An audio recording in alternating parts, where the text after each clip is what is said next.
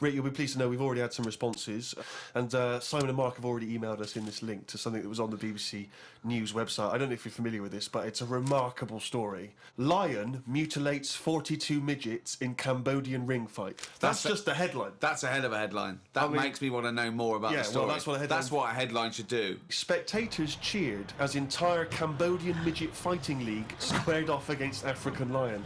Tickets had been sold out 3 weeks before the much-anticipated fight. The fight was organised when an angry fan contested Yang Shamoni, president of the CMFL, claiming that one lion could defeat his entire league of 42 fighters.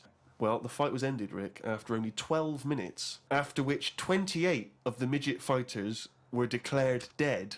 Right. While the other 14 suffered severe injuries, including broken bones, lost limbs, and they were basically unable to fight But the anymore. lion wasn't hurt?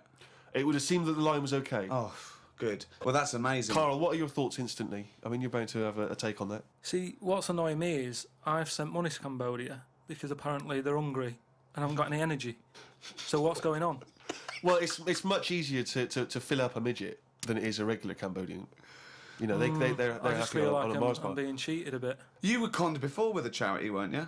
Well, a few times, yeah. What about the old lady? What was that? I got stopped, and it's like they sort of drag you in by saying, "Have you got a gran?" And I said, "No, they died," and that. It's like, "Oh, did they die of the cold?" No, she's, ill. What have you? Just old age. He said, "Well, what happens with a lot of people's grans is they die in the cold, right?" So I was like, "Oh, that's bad, isn't it?" Anyway, so she's chatting and she's showing me pictures of these old women who look cold, right? Saying, "Look at her, that's Edna. She's got no family. She can't pay the bills and all that." Yeah. So I'm like, "Oh yeah." Anyway, it goes on for about 15 minutes, and you feel bad. You give them your bank details, right? And what happens is every couple of months you get a letter from Edna. Well, it's not from her; it's typed up and what have you. But there's a picture of Edna, right? And it's saying, "Oh, this December, Edna's going to be extra cold. It's cold outside. She can't afford to pay the heat and what have you." Yeah. Keep going, right? So you keep paying every month like £5, whatever. Get another letter a few months later, right? Edna's sat there. She's got a tan.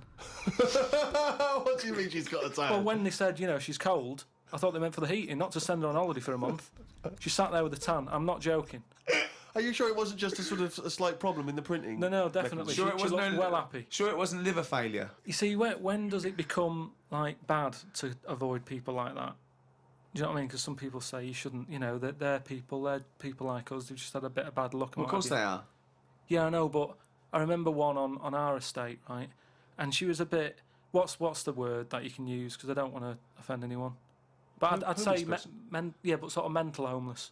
Is that a term? That's the official term. I think that is the new official term. It's mental homeless-itis. Right, so she lived on the estate and what have you, and she aged... How was she homeless if she lived on the estate? Well, she sort of decided to stay around there because I think people on the estate spoke to her more than people who had money. So this mental homeless woman on the estate, and what she used to do, right, she acted quite normal, and she used to always push like a pram around with her, right? Everyone was like, she can't have a kid, can she? Right? And she was dead happy every day. She was up and down, walking up and down the road. Anyway, one day she sort of walked past, right? Turned round and looked in the pram. There's a bucket with a face on it.